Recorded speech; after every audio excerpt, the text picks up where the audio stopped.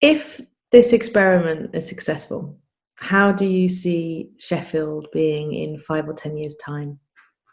I don't know, I guess I would just like to see people routinely growing uh, grains locally, I think, just and have a bit of a sort of culture of it, just so there's a kind of local knowledge base and a local practice that can kind of continue to grow, really. So, kind of in the because 5 years is still a fairly kind of short amount of time when you're dealing with kind of growing things annually.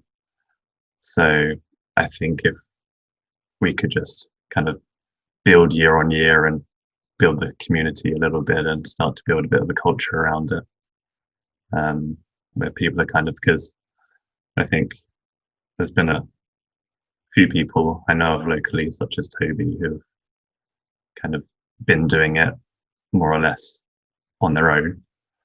And I think there would be a risk that after this kind of project, it could kind of fracture a little bit and people might carry on, but they might do so kind of by themselves. So kind of, I just would like to see the kind of structure, but like the infrastructure and like the communication between people and that kind of thing, kind of put in place and continuing to kind of build on itself, really. Could you just talk a little bit more about how you, as a grower and someone who's really passionate about seeds, sees the benefits of this sort of community or more people growing? So rather than just a few people growing, and you talked about culture a little bit. Could you just expand on kind of what that is for you as a grower, and what would you want to be part of? Yeah, that's interesting, isn't it? Kind of culture stuff. I think because food production, as it is now, is very exclusive, I think, and you lose the kind of human element of it. And I think what's quite nice about thinking about seed saving as a community locally is that you are, I think, that kind of the principle of that, having lots of people growing, kind of that diversity and having that reflected in the type of seed that you're growing and saving that locally between a diverse group of people. I think doing that as a practice requires the building of a cultural element of something that's locally unique and specific. And kind of there's power in that it's I think a process that people would get a lot out of just through socializing and just working on something together. So I think there's inherent kind of value in doing that. But also in thinking about kind of resilient growing and sustainability and that kind of thing. I think if there was more of that around in general, then you wouldn't have these massive systems that we're reliant on now that are kind of prone to collapse, or they're vulnerable to collapse at the moment. So if we can have more local food culture in general, I think that would be, in terms of the food security and looking after ourselves going into the future, I think, yeah, that'd be a much more resilient place to be. And I think it'd be a place to be where people feel greater sort of connection with their food. So one of the things it would be interesting to hear you talk about is the seed in terms of the idea of forming a land race for Sheffield. Could you explain to people what that term actually means and how we can do it? Yeah, I think there's some potentially disagreement about what the term land race means generally as well, which is quite interesting. As I understand it, there are people who form, well, land race, as I understand it, is where it's kind of like having a breed of a of a dog or a cat or something. It's where something has been bred in a certain area for a particular purpose, and essentially been selected for that, or by where it's grown. And so over time, it's formed a physiology that's very specific to that region, and then that is reflected kind of genetically, but not to an extent that it becomes kind of genetically identical, which a lot of seed produced by the kind of big seed production companies is bred to be more or less genetically identical, because their incentive is to ensure that what they're producing meets the exact same quality each and every time. So it's they're looking to create something that's identical, whereas the idea of a landrace is to produce something that is very particular to a certain place or a certain condition, but is not genetically kind of identical. It still has retained diversity. So say if you were to take that and then move it somewhere else, it would have the diversity within it to begin expressing different traits. So and so the kind of concept of forming a landrace from a population, which would be population is where there are different varieties mixed together to grow together, would be that over time, if you grew a population of seed for a long enough period of time, they would crossbreed enough to essentially become their own variety or landrace. But that would take a very long time with something like wheat, whereas because it cross kind of pollinates kind of only like 1% or something like that. So you're looking at a very long period of time, but the idea is that you'll grow a population for long enough that it would change to suit where it's grown, and then its genetics would mix enough so it becomes more genetically uniform. So yeah, it's that kind of stuff, but then I'm still kind of unsure around all the specifics around that.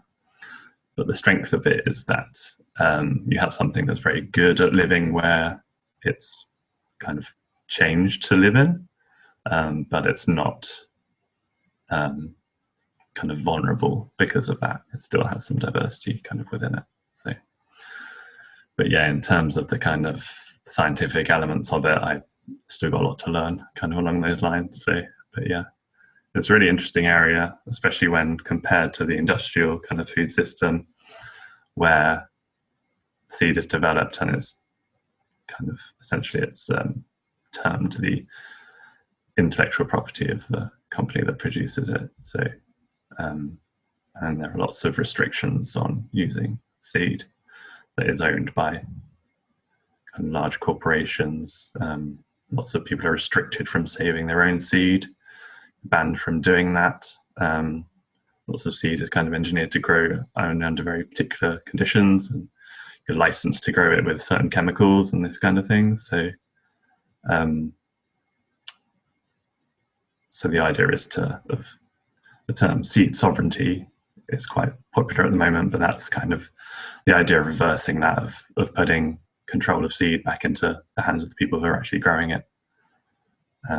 So there are that's kind of feeding in a little bit to what we're doing, but the kind of seed that we're using has been kept apart from that system. It's been grown by people who have been saving it for generations, and there are people out looking for seed that in like kind of little pockets of the planet where people have been saving and growing it for kind of centuries, to try and regain some control over, or give some control back to the people who are actually growing. How did you get interested in this, and to the point where you really wanted to give the seed to other people and develop this way of doing things? I don't know really. I think it's been coming a long time. It's built into lots of other things as well, kind of the general anxiety that I think lots of people have at the moment around how vulnerable we are, kind of ecologically and socially.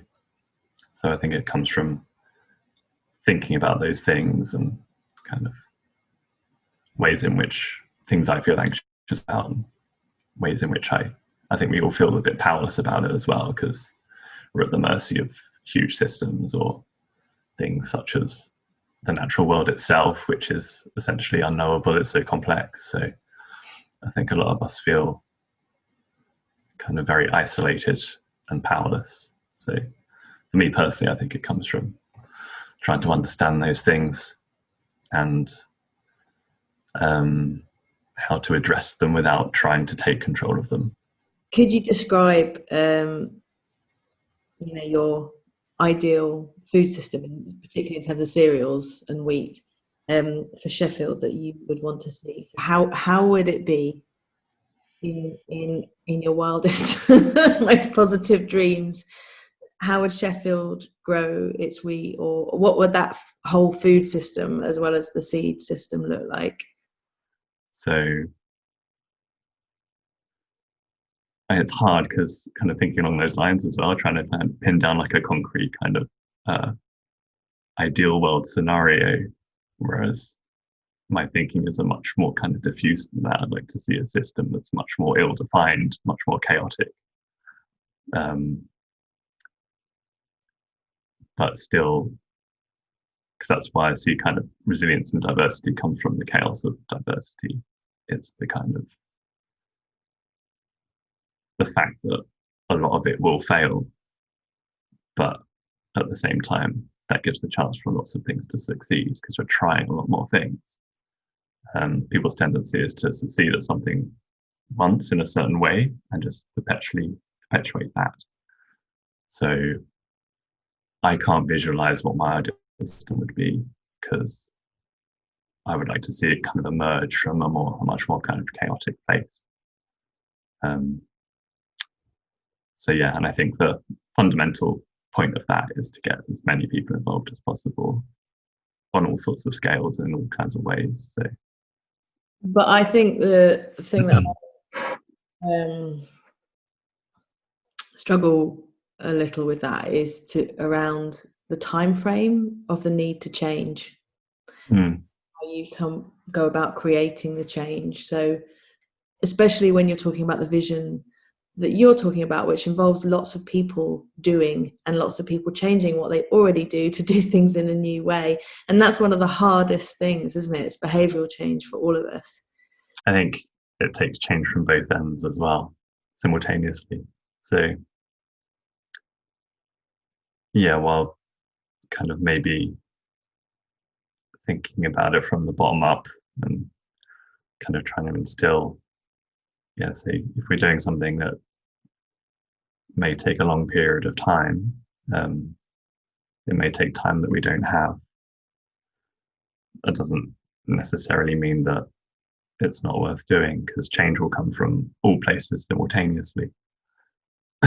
So yeah, it's required in every sector of kind of food production because the most kind of intensively and industrial farmed areas are the ones that are degrading the most rapidly. So they're kind of the areas that will collapse first. So chaos will be enforced on those areas if they don't change themselves. So I think those areas are the ones that are going to have to change most rapidly. And they also have the resources to change more rapidly because that's where all the money is. So, and they're the kind of institutions that own all the land and that kind of thing. So I think the ones with the most, that have control over the most resources currently are the ones that are causing the most damage and are also the ones that have to change most rapidly. Whereas I feel like the people on the other end are not necessarily in the same position.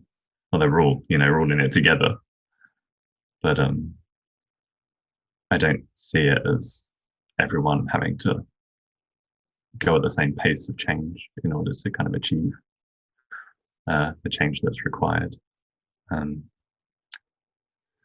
and if, I guess, worst case scenario, if you can build resilient local systems, then when chaos does enforce itself, you have some chance of success. So where do you see, the role of the policymakers and government in this, and where, what are they doing now? Do you think they're failing? I think so. Yeah, I think